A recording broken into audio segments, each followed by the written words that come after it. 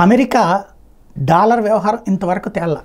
Arab దేశాలు ఇప్పుడు డాలర్తో చేస్తున్నాయి. అట్లాగే మిగతా రూబెల్స్ చెల్లింపులు ఇవన్నీ చేస్తున్నాయి. అమెరికా సుదీర్ఘ ఆధిపత్యం ప్రపంచంలో ఉండటానికి కారణం అరబ్ దేశాలు. బట్ ఆ అరబ్ దేశాల ఆత్మగౌరవాన్ని కించపరిచింది అమెరికా. ఆ దేశంలో ఉన్నటువంటి ఒక కుటుంబ వ్యవహారాల్లోకి జోక్యం చేసుకున్నటువంటి లేదా తప్పుడు ప్రచారం చేసినటువంటి వాడిని వెనకేసుకొచ్చింది అమెరికా.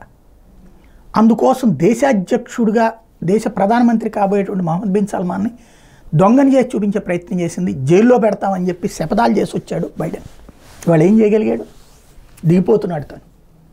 కానీ అదే అరబ్ సమాజాన్ని ఏకీకృతం చేసింది. మనం కనుక అమెరికా చెప్పు చేతల్లోనే నడిస్తే ప్రమాదం అన్నటువంటి ఇవాళ అరబ్ దేశాలు గ్రహించినాయి. రేపో మాపు బ్రిక్స్ కంప్లీట్ అయ్యి బ్రిక్స్ ఇప్పుడు నడుస్తున్నది. అమెరికాకి డాలర్కి ఆపోజిట్ కరెన్సీని రంగంలోకి తీసుకురావడానికి సిద్ధమవుతున్నది.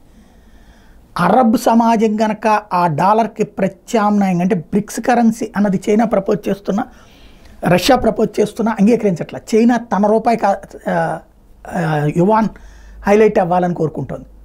రష్యా రూబెల్కి బదులుగా యువాన్ ఇట్లాంటివి ఏమీ లేకుండా బ్రిక్స్ కరెన్సీ అనుకుంటుంది. ఈ సంఘర్షణ వలన ఆగుతున్నది.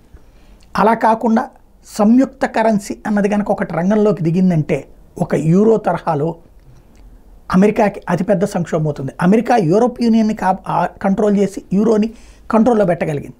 బట్ డాలర్ కంటే యూరో వాల్యుయబుల్, కానీ అంతర్జాతీయంగా దాన్ని వినియోగిస్తున్నటువంటి తక్కువ.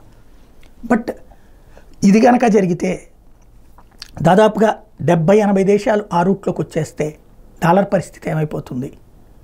కాబట్టి అమెరికా గురించి అంతా తెలుసు. ఎప్పుడు ఏం జరిగినా ఆశ్చర్యపోనక్కర్లా.